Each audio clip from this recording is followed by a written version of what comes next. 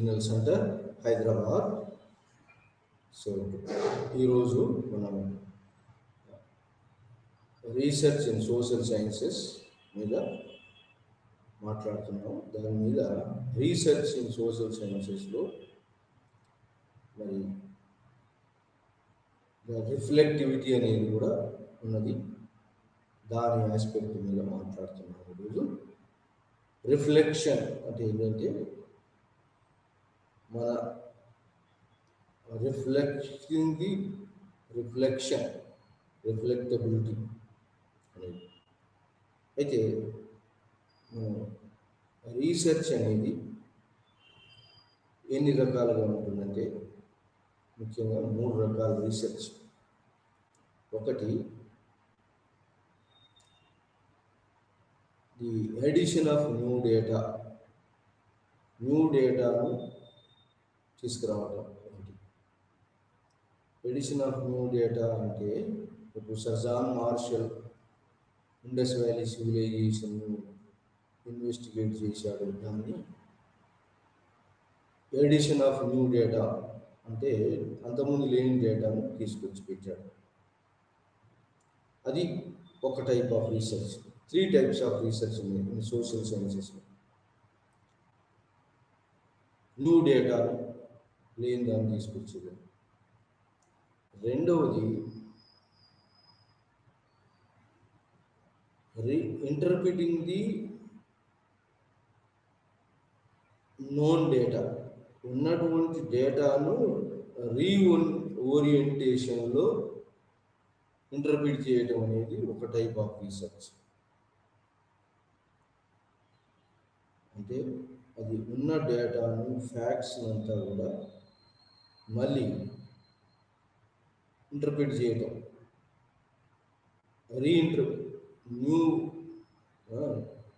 Interpreting the known డేటాను, ఉన్న డేటాను మనం మళ్ళా మనకు న్యూ వేలో దాన్ని వ్యక్తపరచడం బేస్డ్ ఆన్ ది ఫ్యాక్ట్స్ మీద. మనం ఫ్యాక్ట్స్ ఉంటాయి, ఆ ఫ్యాక్ట్స్ మీద దాన్ని ఎక్స్ప్లెయిన్ చేయడం, దాన్ని అది ఒక రెండవ రకమైన రీసెర్చ్. మొదటి రకమైనది ఎడిషన్ ఆఫ్ కొత్త డేటాను యాడ్ చేయటం, ఇంతకుముందు లేనటువంటి డేటాను. దానికి ఎగ్జాంపుల్ ఏంటంటే sir John Marshall, Martin Wheeler, వీళ్ళందరూ ఇండస్ వ్యాలీని తొమ్మి ఒక కొత్త డేటాను మరి హిస్టరీకి యాడ్ చేసినారు. దాన్ని ఎడిషన్ ఆఫ్ న్యూ డేటా అంటారు. రెండవ టైప్ ఆఫ్ రీసెర్చ్ ఏంటంటే interpreting the known data based on the facts ఉంటాయి, ఆ ఫ్యాక్ట్స్ను new interpretation of known data. అది రెండవ రకమైనటువంటి రీసెర్చ్. మూడవ రకమైనటువంటి రీసెర్చ్ ఏంటంటే థియరైజేషన్ అంటే కార్ల్ మార్క్స్ ఉన్నాడు, హెగెల్ ఉన్నాడు. హెగెల్ ఏం చెప్పాడంటే హిస్టారికల్ డైలెక్టిసిజం అంటే భావానికి మరి ఆలోచనకు మధ్య సంఘర్షణ. హిస్టారికల్ డైలెక్టిసిజం, హిస్టరీకి మరి భావానికి సంఘర్షణతోటి.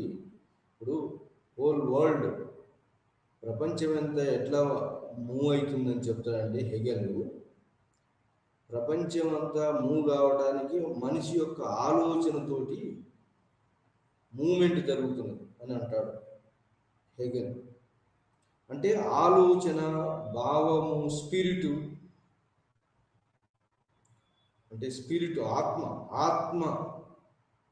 ఆత్మ చెప్పటం వలన లేదా భావం రావటం వలన, ఆలోచన రావటం వలన, ఒక న్యూ థాట్ రావటం వలన మరి చలనం వస్తుంది. నువ్వు థాట్ తోటి ఈ పని చేయాలి అని దాన్ని ఏమంటారంటే హిస్టారికల్ డైలెక్టిసిజం అని హెగెల్ చెప్పినాడు. హెగెల్ ఏమన్నాడంటే భావము, ఐడియా, ప్రపంచంలో ఉన్నటువంటి యొక్క ప్రతి పదార్థము దేనితోటి పదార్థంలో మనిషి ఎలా పనిచేస్తున్నాడంటే మనిషి మూమెంట్ ఎలా జరుగుతుందంటే ఐడియా తోటి జరుగుతుంది. మనిషిలోకి ఒక ఐడియా వస్తుంది. ఐడియా ఎలా అయితే ఫ్రేమ్ అవుతుందో ఆ ఐడియాను బట్టి మనిషి మూమెంట్ జరుగుతుంది. మనిషి మూమెంట్ ఎలా జరుగుతుంది? ఐడియా రాకుండా మనం ఏడికి పోలేము. ఐడియా రాకుండా ఏ పని చేయలేము. మనిషి ఫస్ట్ ఐడియా వస్తుంది, భావం వస్తుంది, మైండ్లో ఒక ఐడియా వస్తుంది. ఈ పని పోవాలి, ఈరోజు ఈ పని చేయాలి అనే ఒకటి ఐడియా, ఆలోచన ఐడియాలజీ, ఆలోచనలతోటి ప్రపంచం మొత్తం. నేను గొప్ప ఐఏఎస్ ఆఫీసర్ కావాలి, లేదా బాగా చదువుకుంటే గొప్ప పాస్ అయిపోతాను, లేదా మంచి మార్కులు వస్తాయి, ఉద్యోగం రావాలంటే చదవాలనే ఆలోచన ఎక్కడి నుంచి వచ్చింది? ఉద్యోగం రావాలనే ఆలోచన, ఒక ఐడియా వచ్చింది, మనసులో ఐడియా వచ్చింది. అది మూడో రకమైన రీసెర్చ్. అట్లనే కార్ల్ మార్క్స్ ఏమన్నాడంటే ప్రపంచం అంతా మూమెంట్ కావటానికి హిస్టారికల్ డైలెక్టికల్ మెటీరియలిజం అన్నాడు. చారిత్రకంగా dialogue in between the man and is mind. వాటి మధ్యలో దేనికోసం? మెటీరియలిజం, పదార్థం చుట్టూ తిరుగుతుందంటాడు కార్ల్ మార్క్స్. అంటే హెగెల్ ఐడియాలజీని భావము లేదా మైండ్లో వచ్చేదాన్ని కాదని, మనిషి ఈ భావం రావడానికి గల కారణం ఏంటంటే మెటీరియలిజం, ఎకానమీ. ప్రతి మనిషి ఏమిటికి పనిచేస్తున్నాడు? Survival of himself. అతను బ్రతకడం కోసం పనిచేస్తుంది. బ్రతకడం కోసం ఏం కావాలి? మనీ కావాలి, పదార్థం కావాలి. బతకడం కోసం మనిషికి తినడానికి పదార్థం కావాలి. పదార్థం ఎక్కడి నుంచి వస్తుంది? డబ్బు నుంచి వస్తుంది. సో ఆ విధంగా ఎకానమీ సెంటర్ అని చెప్తాడు కార్ల్ మార్క్స్. దీన్ని ఏమంటాడు? థియరటికల్ రీసెర్చ్ అంటారు. థియరటికల్ రీసెర్చ్ ఇది చాలా కష్టమైనటువంటి రీసెర్చ్లో 3 రకాల రీసెర్చ్ ఉంటుంది. ఎడిషన్ ఆఫ్ న్యూ డేటా అనేది ఒక మొదటి రకము, interpretation of the known data అనేది రెండవ రకము, థియరైజేషన్, ఒక్క థియరీకి మొత్తం ఆలోచన మొత్తం మూమెంట్ ఆఫ్ హిస్టారికల్ మూమెంట్ అంతా ఒక్కదానికి కట్టుబడి ఉంటుంది. అది కార్ల్ మార్క్స్ ఎకానమీ ప్రతి centre of the universe, centre of the moment of the world ఏంటంటే ఎకానమీ అంటాడు కార్ల్ మార్క్స్ ఎకానమీ అంటాడు. సో ఆ ఎకానమీ తోటి మూవ్ అవుతుంది అంటాడు. ప్రపంచం అంతా కూడా ఎకానమీ తోటి మూవ్ అవుతుంది. సో ఆ విధంగా థియరీ మొత్తం అతను థియరైజేషన్ చేసినాడు. థియరీ ఇప్పుడు ఏమన్నాడు? ఈ యొక్క వెల్ఫేర్ స్టేట్, యూటోపియన్ స్టేట్ అన్నాడు. యూటోపియన్ స్టేట్ కౌటిల్యుడు మరి యూటోపియన్స్ అంటే యూటోపియన్ స్టేట్ ప్రజలు ఎక్కువ మంది మెజారిటీ వెల్ఫేర్ చూసేటువంటిది యూటోపియన్ స్టేట్. సో ఆ విధంగా మరి కార్ల్ మార్క్స్ ఏమన్నాడంటే ప్రపంచము మూవ్ కావడానికి ముఖ్యమైన కారణం ఏంటంటే ఎకానమీ. మనిషి సర్వైవల్ కోసం అతను పదార్థం కోసం matter is the centre of the moment of history అన్నాడు. Moment of the social sciences, moment of ప్రతి దానికి కూడా సోషల్ సైన్స్లో ప్రతి దానికి మూమెంట్కు ఎకానమీ సెంటర్ అన్నాడు. ఇది ఆ విధంగా ఎకానమీ సెంటర్ థియరీని చేసినాడు కార్ల్ మార్క్స్. ఇది థియరైజేషన్ ఆస్పెక్ట్ అన్నాడు. థియరీ థియరైజేషన్ ఆఫ్ రీసెర్చ్ చాలా కష్టమైంది. అంటే మొత్తం రీసెర్చ్ అంతా ఒక థియరీకి కింద తీసుకురావడం, ఆ ప్రిన్సిపల్ ఆఫ్ థియరీ కింద మొత్తం రీసెర్చ్ అంతా తీసుకురావడం, దాన్ని theoretical explanation of the research అంటారు. అది కార్ల్ మార్క్స్ చేశాడు లాస్ట్కు. తర్వాత ఇలా ఎంతో మంది చేసిన థియరైజేషన్, ఇది చాలా కష్టమైనది. ఇది ఈ 3 రకాల రీసెర్చ్లు మనకు కొనసాగుతున్నాయి. మరి ఈ 3 రకాల రీసెర్చ్లలో మనం ఇవి హిస్టారికల్ మెథడ్స్లలో, హిస్టారికల్ రీసెర్చ్లో ఉన్నటువంటి 3 రకాల రీసెర్చ్. మరి సోషియాలజీ అనేది, సోషియలాజికల్ ఆస్పెక్ట్ అనేది హిస్టారికల్ మెథడ్ కూడా సోషియాలజికల్ ఆస్పెక్ట్లో, సోషల్ సైన్స్ రీసెర్చ్లో ఒక part historical method. So historical మెథడ్లో 3 రకాల రీసెర్చ్లు ఉన్నాయి. ఈ సోషలాజికల్ రీసెర్చ్లో ఒక పార్ట్ హిస్టారికల్ మెథడ్. మరి రీసెర్చర్ అనేవాడు ఎలా ఉండాలంటే, రీసెర్చ్ అనేది ఆర్డినరీ మ్యాన్కు పాసిబుల్ కాదు. ఎవరికి? ఒక స్పెషలైజ్డ్ ట్రైన్డ్ వారికి సాధ్యమవుతుంది.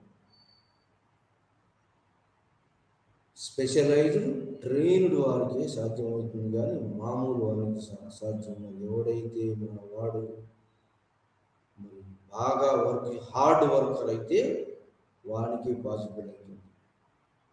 హార్డ్ వర్కర్ కావాలి, కంటిన్యూస్గా రిగరస్గా పనిచేసే వాడికి, ట్రైన్డ్గా ఉన్నటువంటి వాళ్ళకు, టెక్నిక్ నేర్చుకున్నటువంటి వాడికి, మెథడాలజీ ఆస్పెక్ట్ నేర్చుకున్నటువంటి వాడికి రీసెర్చ్ వీలవుతుంది.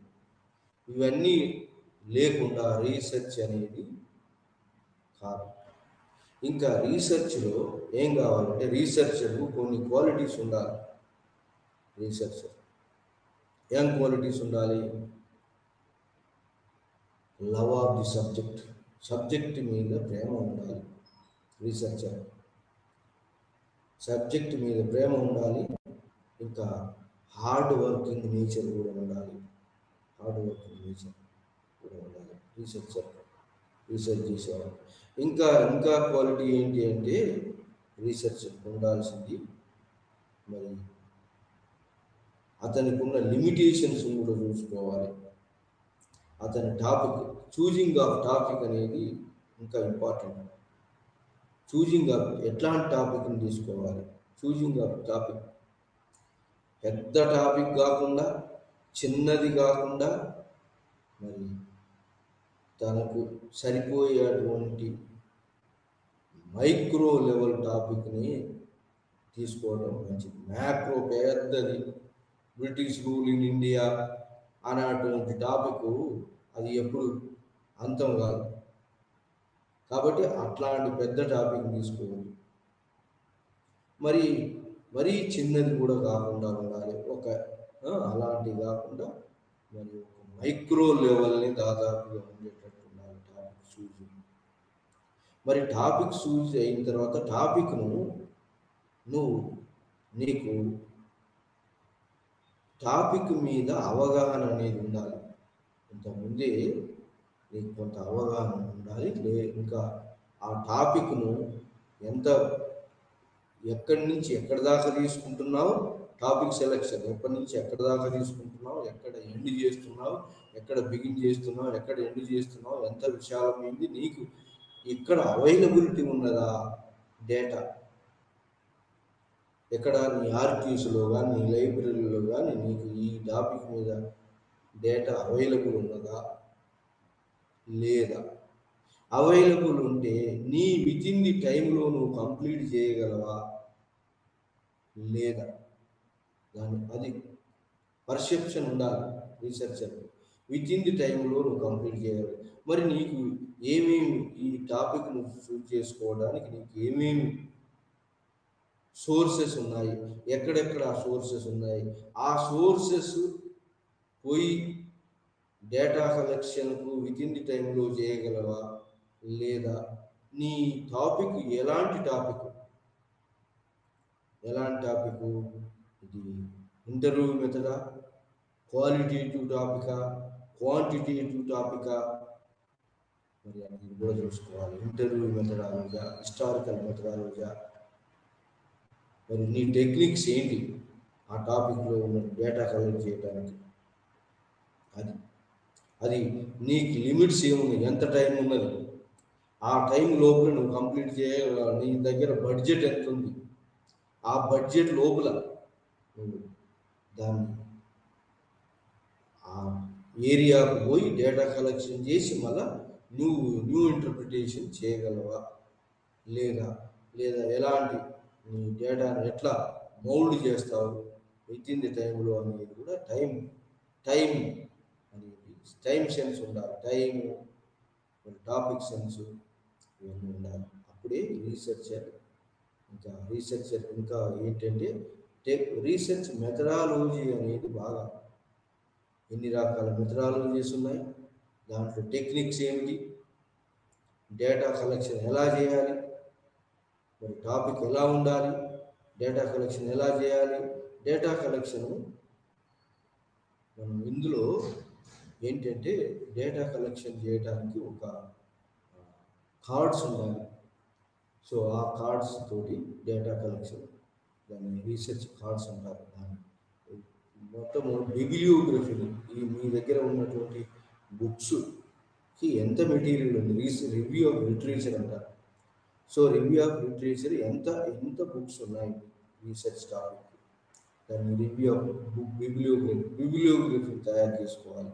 బిబ్లియోగ్రఫీ తయారు చేసుకున్న తర్వాత రీసెర్చ్ టాపిక్ని డిజైన్ చేసుకోవాలి. రీసెర్చ్ టాపిక్ మెథడాలజీ ఏమిటి అనేది కూడా డిసైడ్ చేసుకోవాలి. సో మరి దాంట్లో హైపోథిసిస్ అనేది చేసుకోవాలి. హైపోథిసిస్ అంటే అజంప్షన్స్, ఇలా అజ్యూమ్ చేస్తున్నా దాన్ని మరి కంక్లూజన్స్ ఏమొస్తాయి డేటా కలెక్షన్ అయిన తర్వాత దాన్ని హైపోథిసిస్ అంటారు. తర్వాత ఆబ్జెక్టివ్స్ ఏంటో డిసైడ్ చేసుకోవాలి. Objectives, hypothesis, objectives, importance of the టాపిక్లు ఉంటాయి. ఎన్నో రకాల టాపిక్స్ ఉంటాయి. సోషల్ సైన్సెస్ రీసెర్చ్లో టాపిక్స్ ఎన్నో బర్నింగ్ టాపిక్స్ ఉన్నాయి. టాపిక్స్ ఆఫ్ రైతుల మరణాలు టాపిక్స్ ఒకటి ఉంటాయి, ఇంకా ఎన్విరాన్మెంటల్ టాపిక్స్ ఒకటి ఉంటాయి, ఇంకా ఎన్నో రకాల టాపిక్స్ ఉంటాయి మన సొసైటీలో. మరి ఎలక్షన్ టాపిక్, ఎలక్షన్లో ఎవరు ఏ పార్టీ ఎందుకు గెలుస్తుంది, ఏ పార్టీ వెనకబడిపోతుంది, ఈ ఎలక్షన్ మీద కూడా రీసెర్చ్ చేస్తారు.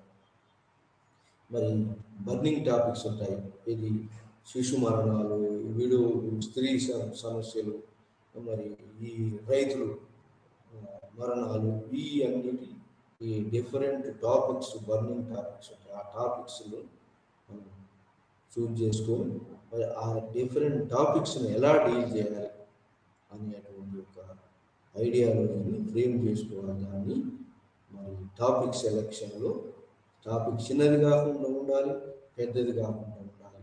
టాపిక్ మరి మైక్రో లెవెల్లో ఉంటే చాలా మంచిది. ఎందుకంటే మ్యాక్రో లెవెల్లో ఉంటే అది నీకు నీ విత్ ఇన్ లిమిట్స్లో కాదు, మరి నీ బడ్జెట్లో కాదు. కాబట్టి చిన్నది అయితే అంత మంచిది. Micro level topic, macro level topic ఉండకూడదు. సో ఇది మరి రీసెర్చర్కు ఉన్నటువంటి యొక్క క్వాలిటీస్ అని చెప్పాము. క్వాలిటీస్ ఏమి ఉండాలి, హార్డ్ వర్కర్ అని ఉండాలి, లవ్ ఆఫ్ ది టాపిక్ అనేది ఉండాలి. సో ఇంకా ఏముండాలి, అతనికి ఆల్రెడీ కొంత అవగాహన అనేది ఉండాలి టాపిక్ మీద. మరి అవగాహన లేకున్నా అతను ఇంట్రెస్ట్ ఉండాలి, దాని మీద ఇంట్రెస్ట్ ఉంది, ఆ టాపిక్ని చేయాలనేటువంటి యొక్క ఇంట్రెస్ట్ కూడా ఉండాలి. సో ఇవన్నీ ఉంటేనే మనం ముందుకు పోగలం. ముందుకు పోయిన తర్వాత నీ టాపిక్లో importance of the topic, hypothesis of the topic, objectives of the topic, మరి తర్వాత ఈ రివ్యూ ఆఫ్ లిటరేచర్ ఏమేమి ఉంది, ఇంతకుముందు ఈ టాపిక్ మీద ఎవరెవరు రీసెర్చ్ చేసినారు ఈ టాపిక్ మీద, దాన్ని రివ్యూ ఆఫ్ లిటరేచర్. దాన్ని బిబ్లియోగ్రఫీ కార్డ్స్ ఉంటాయి, ఆ కార్డ్స్ మీద ఎంత రీసెర్చ్ టాపిక్స్ ఉన్నాయి, ఎన్ని ఉన్నాయి, ఎలాంటి ఆస్పెక్ట్స్ కవర్ చేసినారు, ఎలాంటి ఆస్పెక్ట్స్ కవర్ చేయలేదు, గ్యాప్ ఏమున్నది, ఆ గ్యాప్ ఉన్నటువంటి టాపిక్ని మనం తీసుకోవాలి. ఆల్రెడీ చేసిన టాపిక్ను, ఆల్రెడీ రీసెర్చ్ చేసిన టాపిక్ను మనం ఎంచుకోవడానికి లేదు. గ్యాప్స్ ఏవైతే ఉన్నాయో, ఎక్కడైతే గ్యాప్స్ ఉన్నాయో, ఎక్కడైతే డార్క్ పీరియడ్ కనిపిస్తుందో ఆ డార్క్ పీరియడ్ను బయటికి తీసుకొచ్చేటువంటి ప్రయత్నం చేయాలి. అది ఇన్వెస్టిగేషన్ చేసి చేయాలి. అది ఈ యొక్క మెథడాలజీలో ఉన్నటువంటి రీసెర్చ్, రివ్యూ ఆఫ్ లిటరేచర్ తర్వాత మెథడాలజీ ఏ మెథడ్ ఫాలో అవుతున్నాం, ఏంటి మెథడ్ ఏంటి అంటే హిస్టారికల్ మెథడా, లేదా ఇంటర్వ్యూ మెథడా, మరి క్వాలిటేటివ్ మెథడా, క్వాంటిటేటివ్ మెథడా. సో మెథడ్స్, డిఫరెంట్ మెథడ్స్ ఉన్నాయి. సో ఆ మెథడ్స్లో ఏ మెథడ్ ఫాలో అవుతున్నాం, ఇంటర్వ్యూ మెథడా, direct field work by interviews తీసుకునే మెథడా, లేదా డేటా కలెక్షన్ చేసుకోవటం ఆర్క్యూస్లోకి. సో ఇది హిస్టారికల్ మెథడ్ అంటారు. సో ఈ మెథడాలజీని మనం ఏ మెథడ్ మనం ఫాలో అవుతున్నామో ఆ మెథడ్ను, ఇంటర్వ్యూ మెథడ్ అయితే క్వశ్చనీర్ తయారు చేసుకోవాలి. క్వశ్చనీర్ తయారు చేసుకొని కొంచెం క్వశ్చనీర్లో హైపోథిసిస్ చేసుకొని ఆబ్జెక్టివ్స్ ఏది రాబట్టాలి, ఎట్లా క్వశ్చన్ వేయాలి, ఆ క్వశ్చనీర్ చేసుకొని ఫీల్డ్ వరకు పోయి దాన్ని మనం ఆన్సర్స్ రాబట్టుకోవాలి. వచ్చినటువంటి ఆన్సర్స్ను మనం మన ఆస్పెక్ట్స్లో ఆబ్జెక్టివ్ మన ఆబ్జెక్టివ్ రీచ్ అవుతుందా లేదా అనేది మనం వచ్చినటువంటి ఆన్సర్స్ను కంక్లూడ్ చేసుకోవాలి. ఫ్యాక్ట్స్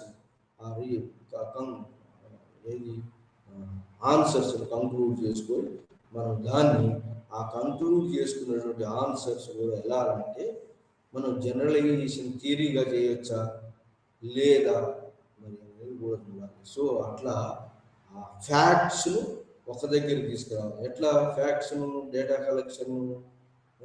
కలెక్షన్ కన్నా ముందు బిగినింగ్లోనే రెండు ఉంటాయి. ఒకటి ఎక్స్టర్నల్ క్రిటిసిజం అనేది, ఇంటర్నల్ క్రిటిసిజం. అంటే ఎక్స్టర్నల్ క్రిటిసిజం అంటే మనకు ఉన్నటువంటి బిబ్లియోగ్రఫీని చూడగానే, బుక్ చూడగానే ఫలానా ఆథర్, దీని ఆథర్ ఎవరు, authorship, place of publication, time of publication, అంటే దాన్ని హ్యూరిస్టిక్స్ ఎక్స్టర్నల్ క్రిటిసిజం అంటారు. అంటే ఈ ఎక్స్టర్నల్ క్రిటిసిజంలో మనం తీయంగానే, బిబ్లియోగ్రఫీలో నుంచి బుక్ తీయంగానే ఆ బుక్ ఎవడు రాశాడు, ఎప్పుడు రాశాడు, time of publication and publisher, దాన్ని బట్టి దాని అథెంటిసిటీ తెలుస్తుంది.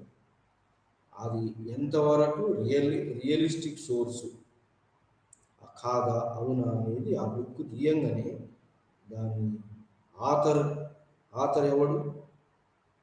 ఎవడు పబ్లిష్ చేసినాడు, ఎప్పుడు పబ్లిష్ చేసినాడు, పబ్లికేషన్ ఇయర్. సో దాన్ని బట్టి అది నేమ్ ఆఫ్ ఆథర్ యొక్క స్టాల్వర్డ్స్ని బట్టి, ఆ నేమ్ ఆఫ్ పబ్లికేషన్ యొక్క నేమ్ను బట్టి ఆ బుక్ మంచిది, ఆ సోర్సు సరైన సోర్సు అని చెప్పచ్చు. ఈడ సోర్సెస్లో కూడా మనము ప్రైమరీ సోర్సెస్ ఉంటాయి, సెకండరీ సోర్సెస్ ఉంటాయి. ప్రైమరీ సోర్స్ అంటే ఏమిటి అంటే, హిస్టారికల్ మెథడ్లో ప్రైమరీ సోర్స్ అంటే ఏంటి అంటే, ఆ కాంటెంపరీ పీరియడ్లో ఎవడైతే రాసినాడో హిస్టరీని, ఏదైతే ఫ్యాక్ట్స్ డాక్యుమెంట్ చేశాడో దాన్ని కాంటెంపరీ హిస్టరీ అంటారు. ఆ కాలం సమకాలీనంలో మరి government diaries, government documents, correspondence, ఇవన్నీ ప్రైమరీ డేటా కింద వస్తాయి. అప్పుడు ఆ టైంలో పబ్లిష్ అయినటువంటివి, అన్పబ్లిష్ అయినటువంటి సోర్సెస్ అన్నీ కూడా ప్రైమరీ డేటా కింద అంటారు. Published, unpublished on the contemporary period గురించి చెప్పేదాన్ని ప్రైమరీ సోర్సెస్ అంటారు. మరి సెకండరీ సోర్సెస్ అంటే ఏంటి అంటే, ఆ తర్వాత కాలంలో రాయబడ్డాయి, ఆ కాంటెంపరీ పర్సన్ కాడు, ఆ తర్వాత కాలంలో వేరే బుక్స్ ఆధారం చేసుకొని రాసినటువంటిది దట్ ఈస్ సెకండరీ సోర్సెస్ అంటారు. ఇందులో హిస్టారికల్ మెథడ్లో ప్రైమరీ సోర్స్ డేటా ఉంటుంది, secondary source data. Primary source data మీద ఎక్కువగా హిస్టారికల్ మెథడ్ ఎక్కువగా ప్రైమరీ సోర్స్ మీద ఆధారపడి ఉంటుంది. ఇది కాకుండా ఇంకేంటి, ఈ యొక్క హిస్టారికల్ ఈవెంట్స్ను ఇన్వెస్టిగేసి క్వశ్చనీర్ మెథడ్ ద్వారా కూడా చేయవచ్చు. క్వశ్చనీర్ మెథడ్, ఇంటర్వ్యూ మెథడ్ కూడా ఫాలో కావచ్చు. ఇంకా బయోగ్రఫీస్ ఆ కాలం నాటి బయోగ్రఫీస్ ఎవరెవరైతే రాశారో తన హిస్టరీ తను. ఎగ్జాంపుల్ బాబర్ నామా, మరి తుజికి బాబర్ రాసుకున్నారు, హుమాయూన్ నామా భూగోళంలో రాశారు. అట్లా ఆ కాంటెంపరీ వాళ్ళు వాళ్ళ ఆటోబయోగ్రఫీలు రాసుకున్నారు, బయోగ్రఫీలు రాశారు. అవి కూడా సోర్స్. డైరీస్ ఇవన్నీ ప్రైమరీ సోర్స్ కింద వస్తాయి. సో అది సెకండరీ సోర్స్ ఏంటంటే మరి తర్వాత రాయబడ్డాయి, పబ్లిక్ చేయబడ్డాయి కూడా సెకండరీ సోర్సెస్ వస్తాయి. మరి ఇలా మరి బుక్ చూడగానే author, publication year, publishers author name, దీన్ని బట్టి సగం మనకు అర్థమైపోయింది ఆ బుక్ ఎంతవరకు అథెంటిసిటీ, ఆ బుక్ మరి ఆ కాలం నాటి బుక్, ఆ పబ్లిషర్స్ నేమ్ని బట్టి, ఆథర్ నేమ్ని బట్టి మరి అథెంటిసిటీ అనేది కొంత మనకు తెలుస్తుంది. ఇంకా ఆ తర్వాత సెకండరీ సోర్సెస్లో అనేది మరి తర్వాత కాలంలో రాయబడినటువంటి బుక్స్, పబ్లిష్డ్ వర్క్స్ అనేవి కూడా సెకండరీ సోర్సెస్ అంటారు. సో ఇది ప్రైమరీ సెకండరీ డేటా. మరి ఇలా డేటాను కలెక్ట్ చేసిన దాన్ని ఏం చేయాలంటే మెథడ్స్, ఏం మెథడ్స్, ఇండక్టివ్ మెథడ్ యూజ్ చేయాలి. మరి అంటే ఇండక్టివ్ మెథడ్, డిడక్టివ్ మెథడ్, రెండు methods, inductive method, deductive method. Criticism, external criticism, internal criticism. Heuristics, ఎలిమినాటిక్స్. హ్యూరిస్టిక్స్ అంటే ఎక్స్టర్నల్ క్రిటిసిజం, ఎలిమినాటిక్ ఇంటర్నల్ క్రిటిసిజం. ఇంటర్నల్ క్రిటిసిజాన్ని మనం ఎలా అంటే మనం positive criticism, negative criticism. Positive వేలో క్రిటిసైజ్ చేయాలి, నెగిటివ్ వేలో క్రిటిసైజ్ చేయాలి. నెగిటివ్ వేలో, పాజిటివ్ వేలో క్రిటిసైజ్ చేసి ఈ డాక్యుమెంట్ ఎంతవరకు వాస్తవం, నెగిటివ్ వేలో క్రిటిసైజ్ చేసి డాక్యుమెంట్ ఎంతవరకు కరెక్ట్, ఈ యొక్క ఫ్యాక్ట్స్ ఎంతవరకు కరెక్ట్.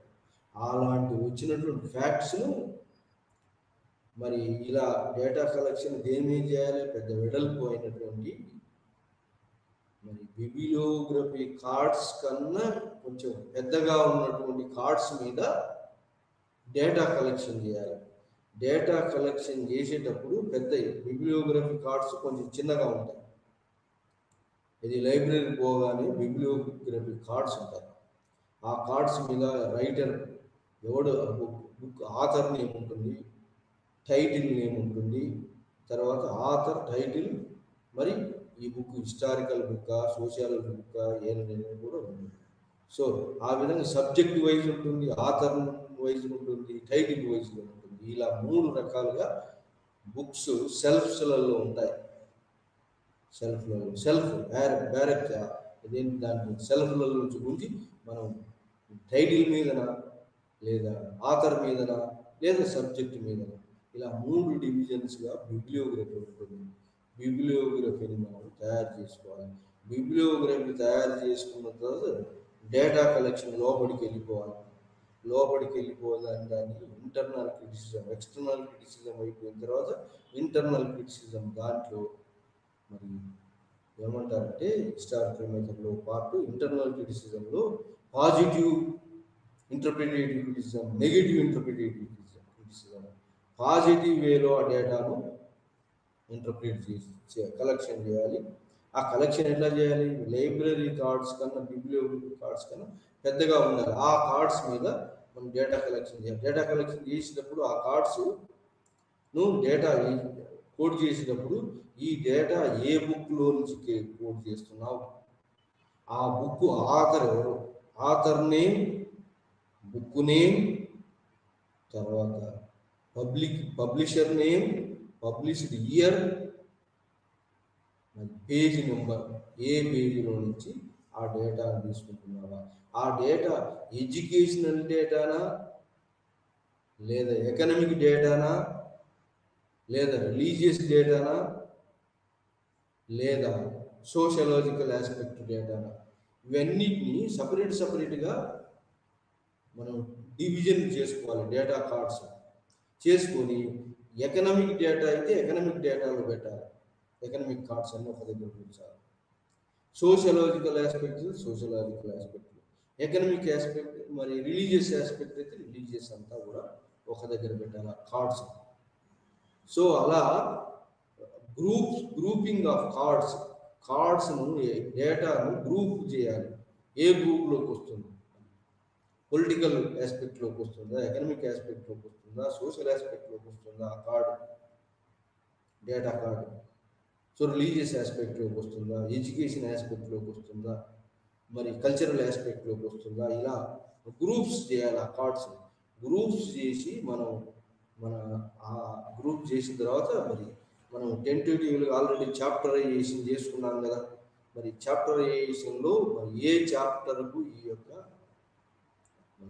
మొట్టమొదట మరి ఇంపార్టెన్స్ టాపిక్, సెలెక్ట్ టాపిక్లో మరి hypothesis of the topic, objectives of topic, మరి రివ్యూ ఆఫ్ లిటరేచర్, ఆ తర్వాత మెథడాలజీ ఆఫ్ టాపిక్, ఆ తర్వాత చాప్టరైజేషన్ ఉంటుంది. కాబట్టి ఈ యొక్క చాప్టర్ను మరి ఈ డేటా దేంట్లోకి వస్తుంది ఆ చాప్టరైజేషన్. సో ఆ విధంగా చాప్టరైజేషన్లో ఈ డేటాను మనం దేంట్లో పొలిటికల్ ఆస్పెక్ట్లో రావాలంటే పొలిటికల్ డేటా అంతా ఒక దగ్గర, సోషల్ ఆస్పెక్ట్లో రావాలంటే సోషల్ అంతా ఒక దగ్గర, ఎకనామిక్ రావాలంటే ఎకనామిక్ డేటా అంతా ఒక దగ్గర. సో దాని మీద గ్రూపింగ్ ఆఫ్ ది ఫ్యాక్ట్స్ అంతా గ్రూపులుగా చేయాలి. ఫ్యాక్ట్స్ అంతా గ్రూపులుగా చేసి దాన్ని జనరలైజేషన్ చేయాలి. మళ్ళీ జనరలైజేషన్ గ్రూప్స్గా చేసిన తర్వాత గ్రూప్స్గా మనం జనరలైజేషన్కి ఏమైనా అంటే జనరలైజేషన్ ఈ గ్రూపింగ్ ఆఫ్ ది డేటా చేసి ఇంటర్ప్రిట్ చేసేటప్పుడు ఒక జనరలైజేషన్ ప్రిన్సిపుల్స్ ఏమైనా వస్తాయా రావా? చూడండి, కార్ల్ మార్క్స్ జనరలైజేషన్ ఎలా చేశాడు? అట్లా ఫ్యాక్ట్స్ అన్నిటినీ క్రోడీకరించిన తర్వాత ఒక జనరలైజేషన్ థియరీని అల్లాడు. అది జనరలైజేషన్ ఒక థియరీని అల్లడం, వాటి మీద ఒక థియరీని అంటారు. దాన్ని generalisation, grouping of the facts and ఆ తర్వాత జనరలైజేషన్ చేసి మరి ఈ ఫ్యాక్ట్స్ను ప్రజెంట్ చేయడం. మరి ఇది హిస్టారికల్ ఆస్పెక్ట్లో ఉన్నటువంటి సోషాలజీలో పార్ట్ అయినటువంటి హిస్టారికల్ ఆస్పెక్ట్లో ఉన్నటువంటి యొక్క మరి ఆస్పెక్ట్స్. సో ఇది మనం జనరలైజేషన్ చేసిన తర్వాత ఎక్స్పోజిషన్ ఉంటుంది. ఎక్స్పోజిషన్ అంటే మరి మనం ఎట్లా ఎక్స్ప్లెయిన్ చేయాలి టాపిక్, ఈ యొక్క డేటా. ఎక్స్పోజిషన్లో ముఖ్యమైన ఏంటంటే లిటరేచర్ కావాలి, లాంగ్వేజ్ ఉండాలి. లాంగ్వేజ్ని మరి పర్ఫెక్ట్గా మంచి లాంగ్వేజ్ తోటి ఈ ఫ్యాక్ట్స్ ఎక్స్ప్లెయిన్ చేయగలిగారు. సో దానికి ఏంటి లాంగ్వేజ్ నీడెడ్, లాంగ్వేజ్ లిటరేచర్ ఉంటుంది. సో ఆ విధంగా లాంగ్వేజ్ లిటరేచర్ తోటి ఎక్స్పోజిషన్ ఫ్యాక్ట్స్ని ఎక్స్పోజిషన్ చేయాలి. దాన్ని ఎక్స్పోజిషన్ ఆ విధంగా రీసెర్చ్ను డిజైన్ చేసుకున్న రీసెర్చ్ను కంప్లీట్ చేయడం జరుగుతుంది. హిస్టారికల్ మెథడ్లో సోషాలజీ ఆస్పెక్ట్లో హిస్టారికల్, ఇందులో కూడా reflective ideas or reflective aspect అంటే ఏంటంటే రిఫ్లెక్టింగ్ ది ఐడియాస్. హియర్ ఏముంటుందంటే మరి రీసెర్చ్ అంటే ఏంటి? డేటాను మళ్ళీ రీఎగ్జామిన్ చేయడమే రీసెర్చ్ అంటారు. రీసెర్చ్ అండ్ సోషల్ సైన్సెస్ అంటే discovery of new facts, re-examination of the facts అని రీసెర్చ్ అంటారు. రీసెర్చ్ అండ్ సోషల్ సైన్సెస్ అంటే ఏంటంటే రీఎగ్జామినేషన్ ఆఫ్ ది ఫ్యాక్ట్స్.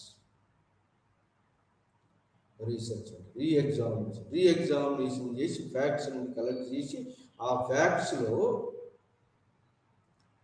ఏంటంటే సోషలాజికల్ రీసెర్చ్లో సోషియాలజీ అనేది ఉంటుంది. సోషియాలజీలో ఏంటంటే ఒక డేటా అనేది మళ్ళీ మారుతూ రాదు, రిఫ్లెక్షన్ ఉండదు.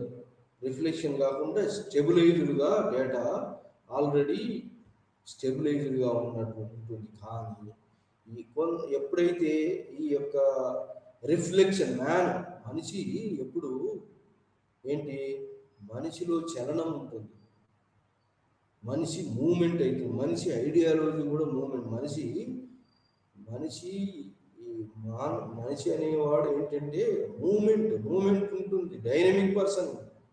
డైనమిక్ పర్సన్కు రిఫ్లెక్షన్ ఉంటుంది. రిఫ్లెక్షన్ అంటే డేటా మీద రిఫ్లెక్టింగ్ ది డేటా, రిఫ్లెక్టబిలిటీ ఉంటుంది డేటా. సో డేటా రిఫ్లెక్షన్ ఎలా అంటే, మరి డేటా ఉన్నటువంటి దాన్ని డేటాను మనిషి డైనమిక్ మనిషికి ఐడియాలజీ ఉంటుంది. ఐడియాస్ మీద మరి ఐడియాస్ని బట్టి డేటా వస్తుంది. మనిషి యొక్క ఐడియాని బట్టి, ఆలోచనని బట్టి హైపోథిసిస్ చేసుకుంటాడు. హైపోథిసిస్ని బట్టి డేటా వస్తుంది. ఆ డేటా వచ్చిన డేటాను హైపోథిసిస్లో సరిపోతుందా సరిపోవట్లేదా అనేది మనం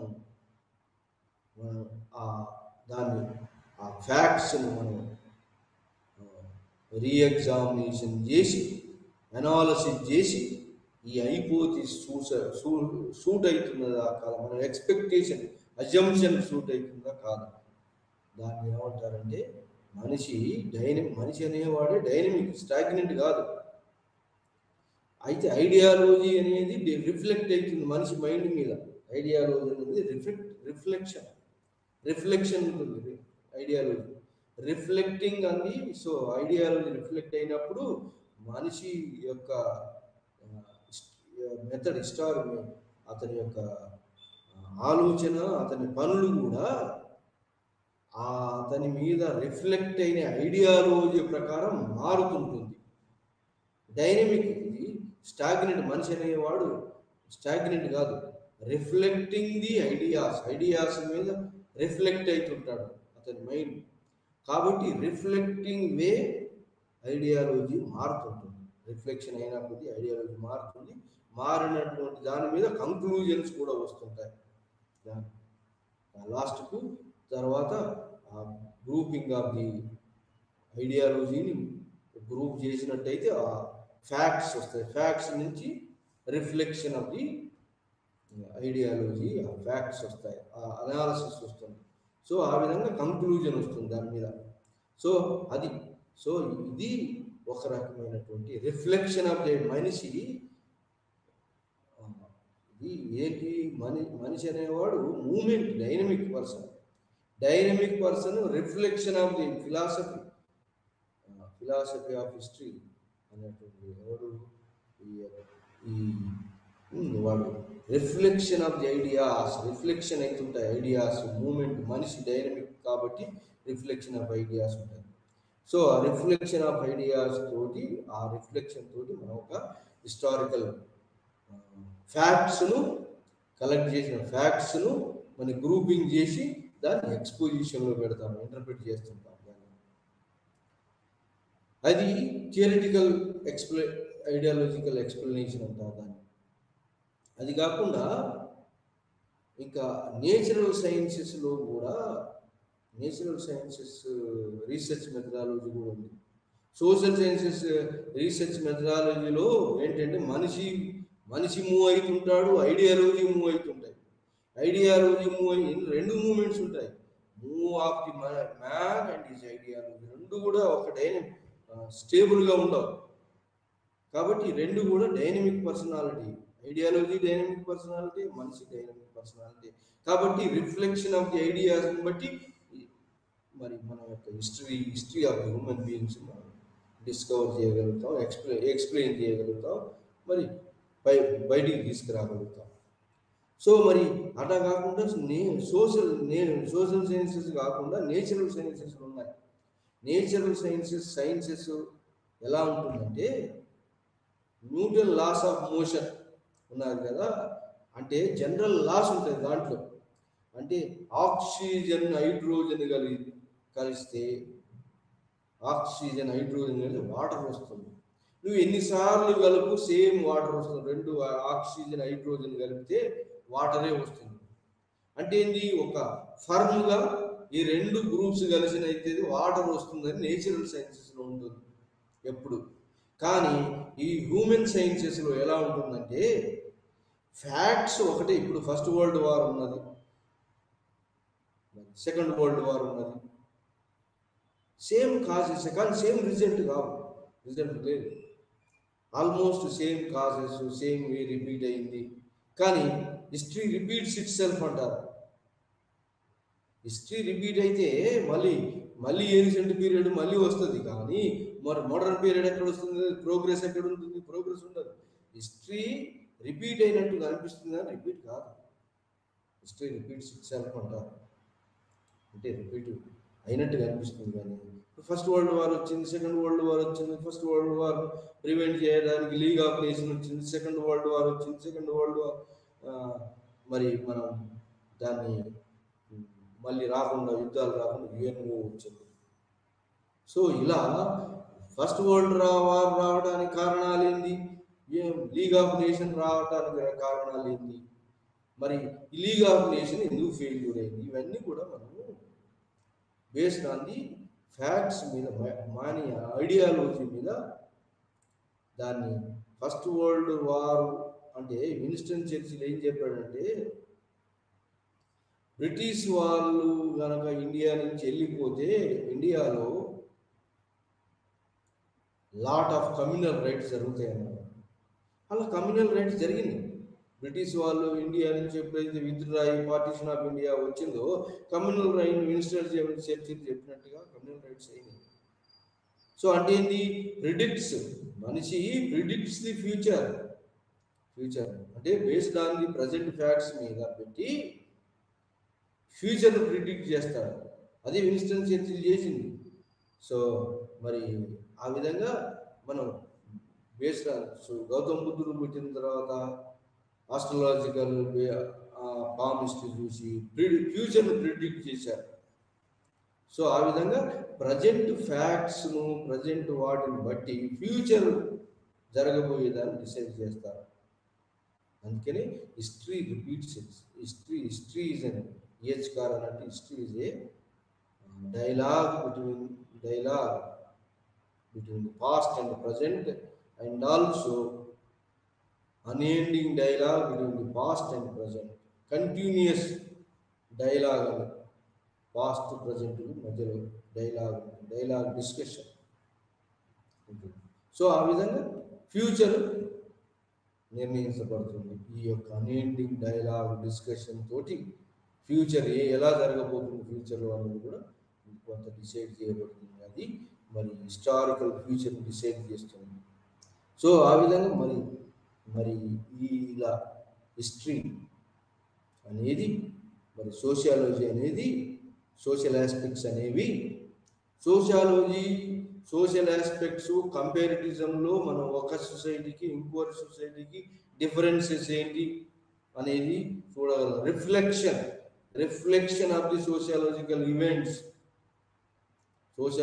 ఈవెంట్ ఎలా అయితే రిఫ్లెక్ట్ అవుతుందో, పడుతుంటాయో దాని మీద, సోషల్ కండిషన్స్ మీద, ఆ హ్యూమన్ లైఫ్ అలా ఎమర్జ్ అవుతుంటుంది, కండిషన్స్ రిఫ్లెక్ట్ కావాలంటే. సో ఆ విధంగా హ్యూమన్ రిజల్ట్స్ అలా వస్తుంటాయి. అది మరి లీగ్ ఆఫ్ నేషన్ వచ్చింది. ఫస్ట్ వరల్డ్ వార్, మళ్ళీ వరల్డ్ వార్స్ ప్రివెంట్ చేయాలని. అదేవిధంగా మరి సెకండ్ వరల్డ్ వార్ వచ్చింది, మరి యుఎన్ఓ వచ్చింది. అది to prevent the war and establish the peace అనేది రిపీట్ అయ్యింది.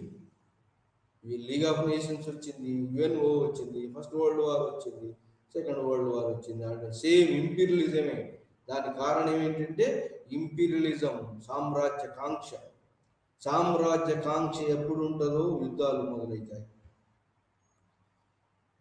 ఇది ఎప్పుడు అంతమవుతుంది సామ్రాజ్య కాంక్ష అనేది? మనిషిలో కాంక్ష, మనిషి గౌతమ బుద్ధుడు చెప్తాడు, తృష్ణ ఉండొచ్చు కానీ బలమైన తృష్ణ, తీరనటువంటి తృష్ణ ఉంటేనే దుఃఖం వస్తుందంటాడు. అంటే తీరనైనటువంటి తృష్ణ ఉండి మిగతా వాళ్ళ యొక్క కాలనీస్ అని తనలోకి గలవాలని జర్మనీ యొక్క తృష్ణ ఉంది కాబట్టి వరల్డ్ వార్ 1 జరిగింది. మళ్ళీ తర్వాత హిట్లర్ కూడా అలాంటి తృష్ణనే డెవలప్ అయింది కాబట్టి వరల్డ్ వార్ 2 జరిగింది. అదే విధంగా గౌతమ బుద్ధుడు కూడా చెప్తాడు, తృష్ణ ఉండవచ్చు, మనిషి ప్రతి ప్రాణికి కోరికలు ఉంటాయి. కోరికలు కానీ మరి ఎలాంటి కోరికలు? నీ శక్తికి మించిన కోరికలు ఉంటే అది దుఃఖానికి దారం తీస్తుంది అనేది. అంటే ఏంటి? దుఃఖానికి గల కారణం కోరికలు. కోరికలు ఎట్లాంటి? మరి అవివేకమైనటువంటి కోరికలు. వివేకమైన కోరిక కాదు, నువ్వు తృప్తిపరచుకోలేనటువంటి కోరికలు ఉంటే ఆ కోరికలే అతని దుఃఖానికి కారణమవుతాయి అని చెప్తుంది. ఇది historical facts, historical truth interpret అవుతుంది. సో అది మరి ఇలా మరి ఈ విధంగా సోషియాలజీలో, సోషల్ సైన్సెస్ రీసెర్చ్లో మనిషి సోషియాలజికల్ ఫ్యాక్ట్స్ కామన్గా ఉంటాయి. ఫ్యాక్ట్స్ని మరి ఇంకా ఏంటంటే మానవుడు కామన్ సెన్స్ యూజ్ చేస్తాడు. ఈ ఫ్యాక్ట్స్ ఉండగా మనిషి యొక్క కామన్ సెన్స్, ఐడియాలజీ యూజ్ చేసి, కామన్ సెన్స్ అంటే ఐడియాలజీ, కామన్ ఐడియాలజీ యూజ్ చేసి ఆ ఐడియాలజీ యూజ్ చేస్తాడు కాబట్టి ఈ సోషియలాజికల్ ఫ్యాక్ట్స్ స్థిరంగా ఉంటాయి. కంపేరిటివ్ చేయొచ్చు, ఒకదానికి ఒకదాన్ని కంపేర్ చేయొచ్చు. కానీ ఈ కామన్ సెన్స్ అనే ద్వారా వచ్చేటువంటి నాలెడ్జ్, ఈ కామన్ సెన్స్ అనేది ఏంటి? మైండ్కి సంబంధించింది. మైండ్ అనేది ఒకే విధంగా ఉండదు. మనిషి యొక్క మైండ్, మనిషి కూడా ఒక రకంగానే ఉండడు. ఎప్పుడు మనిషి పెరుగుతున్నా కొద్దీ, సర్కమ్స్టాన్సెస్ ఇన్ఫ్లుయెన్స్ పడుతున్నా కొద్దీ మనిషి మారిపోతుంటాడు, ఒకే రకంగా ఉండడు. మనిషి కూడా డైనమిక్. మనిషి ఎట్లాంటి వాడు? Dynamic person. అతని సర్కమ్స్టాన్సెస్లో ఉన్నటువంటి పరిస్థితులకు అతను ఈల్డ్ అయిపోయి అతను మంచివాడుగా మారాలంటే ఆ సర్కమ్స్టాన్సెస్ మంచిగా ఉండాలి. ఆ సర్కమ్స్టాన్సెస్ ఎన్విరాన్మెంట్ను బట్టి మనిషి మారుతుంటాడు. అంటే ఇది ఎన్విరాన్మెంటల్ ఇన్ఫ్లుయెన్స్, సర్కమ్స్టాన్సెస్ ఇన్ఫ్లుయెన్స్ మనిషి మీద పడుతుంది.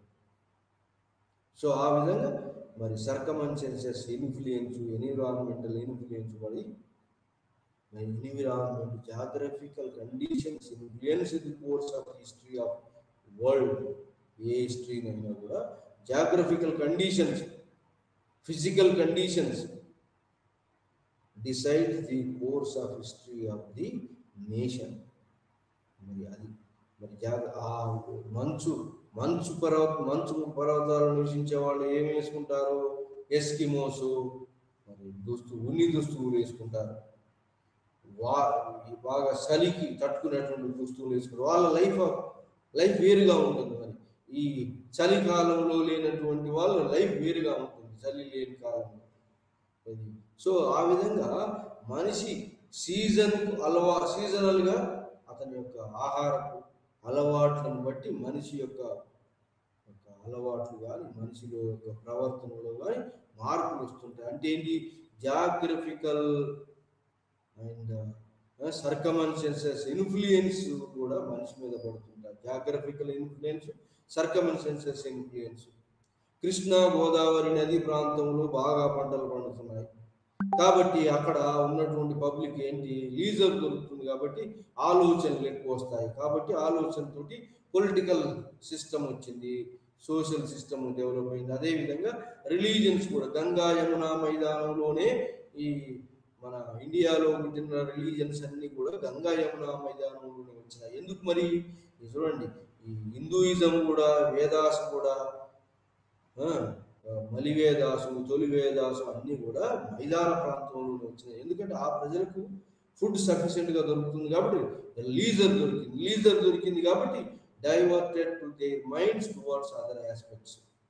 కాబట్టి ఆ సర్కమ్స్టాన్సెస్ ఇన్ఫ్లుయెన్స్ చేసి గంగా యమునా సింధు మైదానంలోనే రిలీజియన్స్ అన్ని ఉంటున్నాయి. ఎందుకు? అక్కడ డెల్టాయిక్ సాయిల్ ఉంది, బాగా రివర్ వాటర్ యూజ్ చేసుకుంటారు.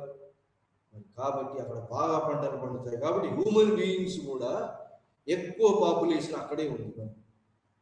ఉత్తరప్రదేశ్, బీహార్లోనే పాపులేషన్, గంగా యమున మైదానంలోనే డెన్సిటీ ఆఫ్ పాపులేషన్ ఎక్కువగా ఉంది. మరి ఆ విధంగా మరి ఇండస్ట్రీస్ ప్లేస్లో క్యాపిటల్ ప్లేస్లో పాపులేషన్ ఎక్కువ ఉంది. క్యాపిటల్ ఉంది కాబట్టి అన్ని పనులు డిఫరెంట్ వృత్తుల వాళ్ళకి అవకాశం దొరుకుతుంది. కాబట్టి ఆ వృత్తుల వాళ్ళు ఉంటారు, అడ్మినిస్ట్రేటర్స్ ఉంటారు, బ్యూరోక్రసీ వాళ్ళు ఉంటారు, అందరూ ఉంటారు. కాబట్టి క్యాపిటల్ సిటీ డెవలప్ అయింది. ఆ విధంగా ఇండస్ట్రియల్ క్యాపిటల్ సిటీ ఉంటుంది, రిలీజియస్ గ్యాదరింగ్ సిటీ ఉంటుంది. Varanasi religion holy Hindu religion place అది. కాబట్టి వారణాసి పెద్ద సిటీగా మారింది. సో ఢిల్లీ క్యాపిటల్ కాబట్టి సిటీగా మారింది. పాట్లీపుత్ర ఎర్లీ క్యాపిటల్ కాబట్టి పాట్నా పెద్ద క్యాపిటల్ అయింది. సో ఈ విధంగా మరి ఇక్కడ ఉన్నటువంటి యొక్క geographical conditions influence the course of history. మరి మనకు నార్త్ వెస్ట్ మాన్సూన్స్ వస్తున్నాయి ఇప్పుడు జూన్ జూలైలో. కాబట్టి మనం ఎక్కువగా నార్త్ వెస్ట్ మాన్సూన్ మీద ఎక్కువ ఆధారపడి ఉంటాము. రెయిన్ ఫెడ్ మీద ఎక్కువ ప్రజలు భారతదేశంలో. తర్వాత నైరుతి ఋతుపవనాల తర్వాత ఈశాన్య ఋతుపవనాలు వస్తాయి. అవి దాంట్లో ఎక్కువ తుఫానులు వస్తుంటాయి ఈశాన్య. సో ఈ విధంగా మన యొక్క అగ్రికల్చర్ వ్యవసాయం అంతా కూడా నైరుతి ఋతుపవనాల మీద ఎక్కువగా, ఈశాన్య ఋతుపవనాల మీద పండించే పంటలు తక్కువగా ఉంటాయి. అది కూడా తమిళనాడు ఏరియాలో, కోస్టల్ ఏరియాలో దాని ఎఫెక్ట్ ఉంటుంది. సో ఎక్కువగా మన భారతదేశం ట్రాపికల్ కండిషన్లో ఉన్నది. నైరుతి ఋతుపవనాలతో రిఫ్లెక్ట్ అయ్యే పంటలు పండుతున్నాయి. సో ఆ విధంగా మరి geographical conditions are influencing the course of Indian history. మరి ల్యాండ్ పొజిషన్ బట్టి ఇప్పుడు peninsular India slopes from west to east, కాబట్టి నదులన్నీ కూడా వెస్ట్ టు ఈస్ట్ అన్ని ప్రవహిస్తున్నాయి. గోదావరి, కృష్ణ, కావేరి, తుంగభద్ర అట్లా. అంటే ఏంటి, ఇట్లా మరి సాయిల్ని బట్టి, జాగ్రఫికల్ కండిషన్స్ బట్టి అక్కడక్కడ మార్షల్, రాజస్థాన్ డిజర్ట్ కాబట్టి మరి వెస్టర్న్ ఘాట్స్ కాబట్టి మరతారా పాపులేషన్, ఫెరోసిస్ మార్షల్ రేస్ ఎమర్జ్ అయింది. సో వాళ్ళు మార్షల్ రేస్లో ఇండిపెండెంట్ స్పిరిట్ ఉంటుంది. సో ఈ విధంగా geographical factors, natural factors influence the course of history and history of the human beings. Sociology, common sense ఉన్నది. కామన్ సెన్స్ అంటే అతని యొక్క ఐడియాలజీని యూజ్ చేస్తున్నాడు. కాబట్టి ఐడియాలజీ అనేది పర్సనల్ ఎక్స్పీరియన్స్ తోటి వచ్చేటువంటి హిస్టరీ వేరు, పర్సనల్ ఎక్స్పీరియన్స్ తోటి హిస్టారికల్ అంటే లోకలిజం. పర్సనల్ ఎక్స్పీరియన్స్ లోకలిజంగా ఉంటుంది, యూనివర్సల్గా ఉండదు. యూనివర్సల్గా ఉండేది యూనివర్సల్ సబ్జెక్ట్ కంపారిటివ్ వేలో మనం పోవచ్చు. ఒక ఏరియా పీపుల్కు, ఇంకో ఏరియా పీపుల్కి, ఇంకో సొసైటీకి కంపారిజన్ సోషియాలజీలో ఉంటుంది. మరి ఈ దీనిలో ఉండదు. దేంట్లో ఈ యొక్క ఇండివిజువల్ పర్సెప్షన్స్లో ఏమంటారు, కామన్ సెన్స్ అంటే అతను అజ్యూమ్ చేస్తాడు, పరిస్థితులను అజ్యూమ్ చేస్తాడు, ఇలా హైపోథిసిస్ ఎక్స్పెక్టేషన్ చేస్తుంటాడు. దాంట్లో ఆ అజంప్షన్లో మరి ఈ అజంప్షన్స్ అన్నీ జరుగుతాయని అనుకోవడానికి లేదు. కానీ సోషియాలజీ మాత్రం ఈ ఈవెంట్స్ వాటి కాంక్రీట్గా ఉంటాయి. కానీ అజ్యూమ్ ఆర్ ఏమంటారు హైపోథిసిస్ ఒకసారి రైట్ కావచ్చు, రాంగ్ కావచ్చు. అంటే మన కంక్లూజన్స్ వస్తే కరెక్ట్ పాజిటివ్గా రావచ్చు, ఉన్నటువంటి సబ్జెక్టుకు నెగిటివ్ కూడా రావచ్చు. సో నెగిటివ్ ఇంటర్ప్రిటేటివ్ ఆఫ్ క్రిటిసిజం, పాజిటివ్గా వస్తే పాజిటివ్ ఇంటర్ప్రిటేటివ్ క్రిటిసిజం అంటారు. సో ఆ విధంగా మరి పాజిటివ్ డైరెక్షన్లో డేటా వచ్చినటువంటి యొక్క డేటాను పాజిటివ్ ఆస్పెక్ట్లో, నెగిటివ్ ఆస్పెక్ట్లో డిస్కస్ చేసిన తర్వాత మనం ఇంటర్ప్రిటేషన్ చేయాల్సి వస్తుంది. దాని ఫ్యాక్ట్స్ను రూపం రాయాల్సి వస్తుంది. ఫ్యాక్ట్స్ను గ్రూప్స్గా చేసి గ్రూప్స్ను వల్ల మరి ఇంటర్ప్రిట్ చేస్తాము. ఇంటర్ప్రిట్ చేసేటప్పుడు జనరలైజేషన్ పాసిబుల్ అవుతుందా కాదా, జనరలైజేషన్ పాసిబుల్ అయితే ఏ మేరకు అవుతుందని దాన్ని బట్టి మనం ఇంటర్ప్రిటేషన్ సబ్ రీసెర్చ్ని అలా ఇంటర్ప్రిట్ చేస్తాం. అలా ఇంటర్ప్రిట్ చేసేటువంటి రీసెర్చ్ ముఖ్యంగా 3 రకాలుగా ఉంటుందని చెప్పాను. Based on the data, new డేటాను సంపాదించడం ఒకటి, అంతకుముందు లేనటువంటి addition of the data, addition of new data for known history subject or known to sociology subject. సో అది కాకుండా ఉన్నటువంటి ఫ్యాక్ట్స్ మీదుగా ఉన్నటువంటి నోన్ డేటాను న్యూ ఇంటర్ప్రిటేషన్ చేయటం, కొత్తగా ఇంటర్ప్రిట్ చేయటం, తన యొక్క ఫ్యాక్ట్స్ని బట్టి ఇంటర్ప్రిట్ చేయటం, అది new interpretation of known data అంటారు. రెండవ రకమైన రీసెర్చ్. మూడవ రకమైనటువంటి యొక్క రీసెర్చ్ ఏంటంటే theoretical explanation. Curl Marx, Hegel చేసినటువంటి థియరిటికల్ ఆస్పెక్ట్, మొత్తం డేటానంతా ఒక థియరీకి సబార్డినేట్ చేయటం, డేటా మొత్తం collection of the data grouped under one theoretical, ఆ థియరీ తోటి ఎక్స్ప్లెయిన్ చేయడం, హిస్టారికల్ ఆస్పెక్ట్స్ను థియరిటికల్గా ఎక్స్ప్లెయిన్ చేయడం, దాన్ని థియరైజేషన్ ఆఫ్ హిస్టరీ అంటారు. ఆ విధంగా థియరైజేషన్ ఆఫ్ సబ్జెక్టు ఎవరు చేసినాడు? హెగెల్ చేసినాడు, మార్క్స్ చేసినాడు. ఇది మరి సో ఇలా మరి అంతా డేటా అంతా ఒక ఐడియా కిందికి తీసుకురావటం, దాన్ని ఐడియాలజికల్ హిస్టారికల్ డైలెక్టికలిజం లేదా historical dialectical materialism of Karl Marx, మొత్తం అలా డేటానంతా ఒకదానికి తీసుకొచ్చి ఇంటర్ప్రిట్ చేయటం. సో అది హిస్టారికల్ డైలెక్టికలిజం, ఆ హిస్టారికల్ డైలెక్టికల్ మెటీరియలిజం ఎకానమిక్స్ అంటారు అని చెప్తున్నారు అది. సో ఇలాంటి జనరలైజేషన్ చేయటం, జనరలైజేషన్ ఆఫ్ థియరీస్ రాబట్టడం, అది చాలా కష్టమైనటువంటి రీసెర్చ్. ఆ కష్టమైన రీసెర్చ్ను Karl Marx, Hegel, so Bentham utilitarian theory, ఎక్కువ మందికి ఉపయోగపడేదే ఎక్కువ ప్రజాక్షేమానికి ఉపయోగపడేది రాజు చేయాలి యూటిలిటేరియన్ థియరీ. ఇప్పుడు యూటిలిటేరియన్ థియరీనే ఏమన్నారంటే ఇప్పుడు సోషల్ ఏమంటారు, సోషల్ డెమోక్రసీ కానీ సోషలిజం ఉంటుంది, అది డెమోక్రటిక్ సోషలిజం అంటారు. ఇప్పుడు అన్ని కంట్రీస్ కూడా మొట్టమొదటి డెమోక్రసీస్ తర్వాత దాని కాంపిటీషన్, డెమోక్రసీస్ ఫెయిల్ అయిన తర్వాత క్యాపిటలిజం ఫెయిల్ అయిన తర్వాత కమ్యూనిస్ట్ వ్యవస్థ వచ్చినాయి, సోషలిస్ట్ వ్యవస్థలు వచ్చినాయి.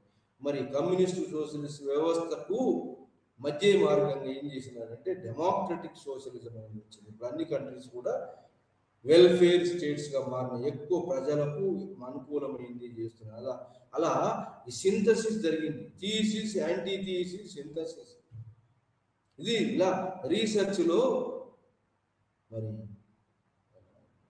ఇండక్టివ్ మెథడ్, డిడక్టివ్ మెథడ్, ఈ మెథడ్స్ క్వాలిటీ మరి మెథడ్స్ యూజ్ చేయడం వల్ల థీసిస్, యాంటీ థీసిస్, సింథసిస్ మళ్ళా థీసిస్ అవుతుంది, థీసిస్ నుంచి యాంటీ థీసిస్ వస్తుంది, యాంటీ థీసిస్ నుంచి మళ్ళీ సింథసిస్ వస్తుంది, సింథసిస్ నుంచి కొన్ని రోజుల తర్వాత మళ్ళా ప్రొటెస్ట్ మొదలవుతుంది, దాన్ని థీసిస్ అంటారు. థీసిస్కు మళ్ళీ దానికి వ్యతిరేకమైంది కాజ్ అండ్ ఎఫెక్ట్, ఒక కారణం కార్యకారణ సంబంధం. ఏదైనా ఒక ఈవెంట్ కాజ్ అండ్ ఎఫెక్ట్ ఉంటుంది. కాజ్ అంటే ఏదానికైనా ఒక మూమెంట్కి ఒక కాజ్ ఉంటుంది, కాజ్ ఉంటేనే దాని రిజల్ట్ వస్తుంది. కాజ్ అండ్ ఎఫెక్ట్ థియరీ కూడా ఉంటుంది మీ రీసెర్చ్లో. కాజ్ అండ్ ఎఫెక్ట్ థియరీ కార్యకారణ సంబంధం అంటారు. ఏ కారణం లేకుండా, ఏ సంబంధం లేకుండా ఏ ఈవెంట్స్ జరగవని, అంటే ప్రతి ఈవెంట్కు ఒక కాజ్ అండ్ ఎఫెక్ట్ థియరీ అల్లారు. ఒక కాజ్ ఉంటేనే కానీ ఒక రిజల్ట్ ఉంటుంది. కాజ్ ఒక కాజ్ ఉంటే దానికి ఒక కాజ్ అండ్ ఎఫెక్ట్ ఉంటుంది. కారణము కార్యకారణ సిద్ధాంతం అంటారు దాన్ని. కార్యకారణం అంటే కార్యం చేయాలనుకుంటే ఒక కారణం ఉంటేనే కార్యం చేస్తాం, కారణం లేకుండా కార్యం చేయాలి. సో అది that is called cause and effect theory. Cause and effect theory తోటి మరి ట్రూత్స్ ఎలా రాబట్టాలి, మరి ఇంటర్ప్రిటేషన్ ఎలా చేయాలి అనేది